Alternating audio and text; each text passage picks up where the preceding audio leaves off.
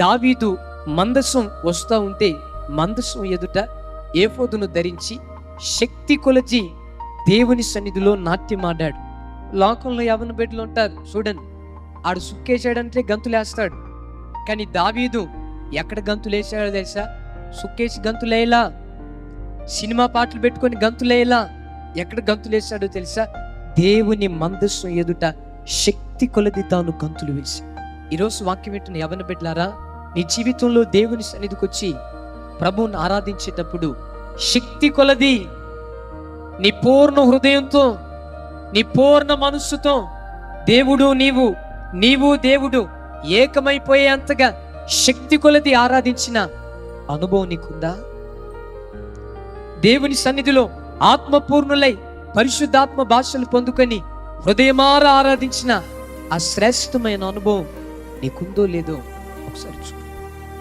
మందసం వస్తూ ఉంటే మందసం ఎదుట శక్తి కొలది దావీదు దేవుని సన్నిధిలో నాట్యమాడి గంతులే. లోకంలో అపవిత్రమైన వాటి దగ్గర కాదు గంతులేయాల్సి, పిచ్చాపాటి ప్రోగ్రాంల దగ్గర కాదు మనం గంతులు వేయాల్సింది.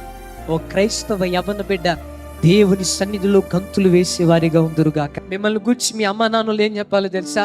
నా కొడుకు దేవుని సన్నిధిలో మోకరించాడంటే శక్తి కొలది ప్రభువుని ఆరాధిస్తాడయ్యా. నా కూతురు దేవుని సన్నిధికి వచ్చిందంటే మై మరిచిపోయి ప్రభువుని ఆరాధిస్తాది. నేనైనా ప్రభువుని అలా ఆరాధిస్తానో లేదో నాకు తెలియదు, కానీ నా గర్భాన పుట్టిన పిల్లలు శక్తి కొలది దేవుని సన్నిధిలో వారు నాట్యమాడి ప్రభువుని ఆరాధిస్తారు. ఆ మాట నిన్ను గూర్చి నీ తల్లిదండ్రులు చెప్పాలి, నిన్ను గూర్చి నీ తోటి యవన బిడ్డలు చెప్పాలి. యోహాను తల్లి గర్భము నుంచే పరిశుద్ధాత్మను పొందుకున్న వాడిగా తాను బ్రతికాడు.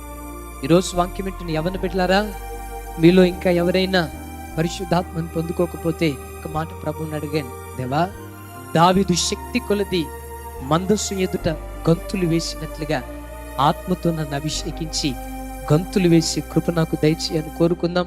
అట్టి కృప దేవుడు అనుగ్రహించును గాక.